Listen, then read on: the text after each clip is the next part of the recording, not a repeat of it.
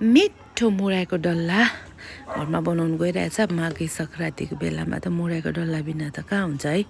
पहिला हाम्रो बोजूहरूले बनाउनुहुन्थ्यो नि त। अन्त यहाँ चाहिँ गुड ल्याएर चाहिँ अलिकति पानी हालेर मजाले भिलाएँ।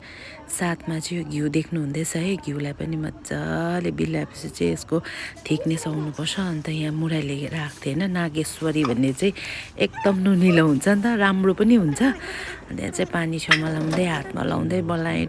त्यही भएर घरमा बनाएर खान्छौँ। यो चाहिँ हामीलाई बडीले सिकाएको बडी।